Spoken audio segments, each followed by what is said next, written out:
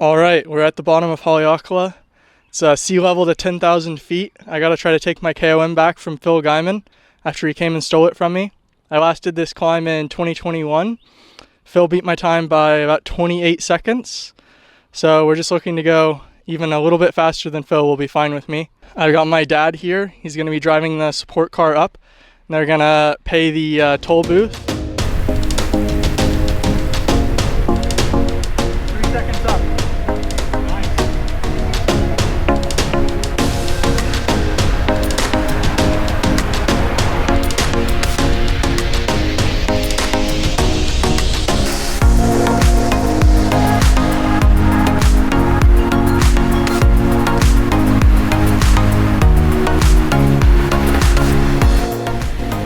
10 seconds up, lost a little bit of time in that town.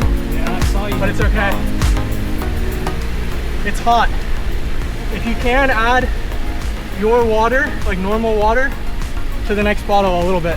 Okay. So it's less strong. This was the first of many bottle handoffs by my mom, and I'm proud to say that we had a 100% success rate, not a single missed bottle. Very impressive, Mom.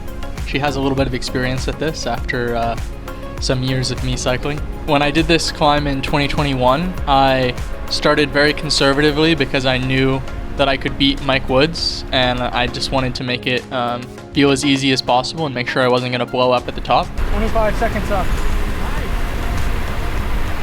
But for this effort, I wanted to pace it a little bit more aggressively and see if I could stay ahead of Phil the whole way up. So I started around 360, high 350s for the bottom part of the climb. And I was hanging on to that pretty much until halfway. I felt like I was back in the Alps with these green meadows and cows here on the right. So a really cool view as we come up, and luckily we had a really clear day today. So you can see that's the other side of the island. Give me like almost plain water if you can. I was asking for plain water there because it was a lot hotter than I expected. So I needed to tone down the sugar so I could stay hydrated. 18 seconds up. Nice. Feels hard.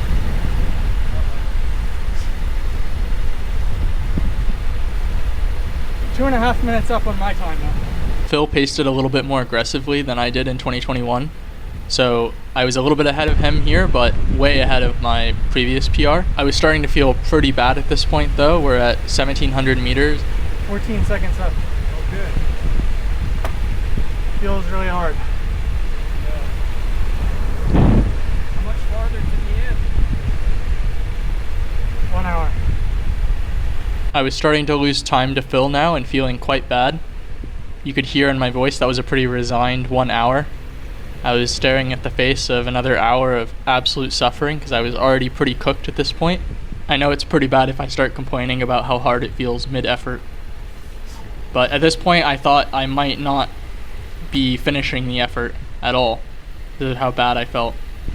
I've been dealing with this sinus infection. After the big travel day, I think I just didn't really sleep for that 27-hour travel day, and then finally caught up to me. And my legs felt pretty terrible from the beginning. But I knew I didn't need to feel 100% to beat Phil's time. Even if I just felt 90% and had good conditions, I could beat him. So I figured there was nothing to lose by just keeping going. We had time for another attempt a couple days later if we had to, so I wasn't too worried if this one didn't work. This is the Strava effort comparison to this point in the ride, and I was now about 30 seconds down on Phil. I'd lost that 15 to 20 second buffer that I'd been holding. And we'd passed the toll booth, so now it was just this last stretch to the top, over 2,000 meters, where I know Phil had some really bad headwind. So that was the only reason I really kept pushing, is I knew I couldn't really do much more power, but if Phil was slowed down by the conditions and I wasn't, then there was a chance I could still come back. But I definitely wanted to give up at this point. My parents drove ahead to get some of these static shots, and then my mom was sticking the selfie stick out of the window. That was the only incident we had, was that little whack with the bush, but she did a really good job. The forecast for today for me had called for a wind from the east, but not too strong, and it turned out to be true. So there was a little bit of headwind at the bottom, but the wind speed was quite low, so it wasn't anything too bad. This last stretch to the top is the most epic looking. It's like a pretty much barren lava landscape. I got a little bit of a second wind at this point. My power came back up a little bit. You can see I'm pushing into the 300s again occasionally. I could see on the live segment that I was closing the gap on Phil with this last straightaway section to the observatory. So I think this is where he had the headwind and I had basically no wind. So I was really having to just drag my body through to get some of these watts out. Wasn't pretty, but getting the job done all right. And this is where the heart rate came over 170 for the first time after being in the 160s for most of the rest of the way up. Thanks to Jackaroo for sending out this kit to Maui. They saw the croissant skin suit in my Ventoux video and they wanted to work together. So they sent me out this jersey and bibs from their Evo collection, which is their off-the-shelf standard kit. But the main thing that they do is the custom design your own kit like I did with the croissants. Obviously you don't have to go quite so crazy, and I'm hoping that we'll work together to make a nice, subtle, good-looking kit that I can wear for the videos in the future. We're in the last couple minutes of the effort here. We're going towards that white observatory and the other buildings in the distance. This last straightaway is pretty brutal because you can see where you're headed for a long time. And there's basically nothing up here. This last push was entirely mental over physical for me. It's definitely some of the hardest I've had to dig. I really did not want to have to come back and do this again in a couple days.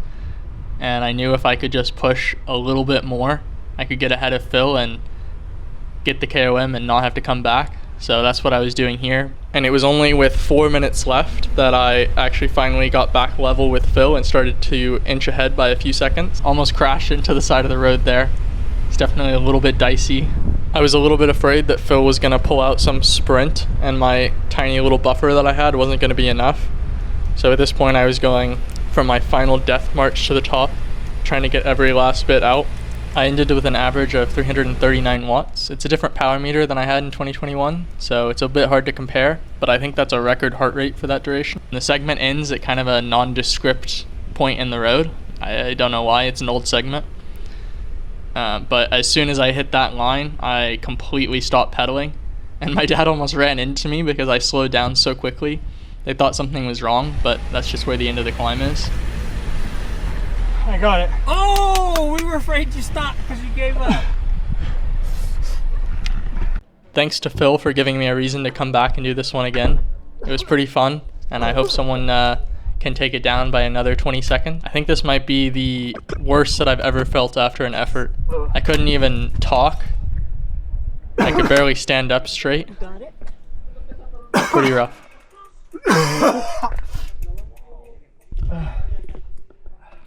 It was a lot harder than I expected. I was holding about 15 to 20 seconds up most of the way. Lost some time and I was like 30 seconds down with like 10, 15 minutes to go. But luckily found a little bit extra. Had to dig deep for it, but managed to take back a lot of time in the last 10 minutes. So I finished like, I think 20 seconds or so up on Phil. I think I could definitely go like a few minutes faster if I felt better, but this my sinuses don't feel good, my throat. But we got it done. All right, we're at the top. I've managed to recover, not dying anymore. We had a perfect support team on the effort. Got it. It was definitely a pretty rough effort, maybe one of the hardest I've ever done, but we had pretty perfect conditions. It's clear up here. We can see pretty much everywhere. See the beautiful silver bush, whatever they're called. I'm not gonna try to pronounce the Hawaiian name, but these are the silver swords. Don't worry, we won't have any problem walking slowly. I don't think I will walk quickly for like a week. House of the Sun, 3,000 meters, 10,000 feet.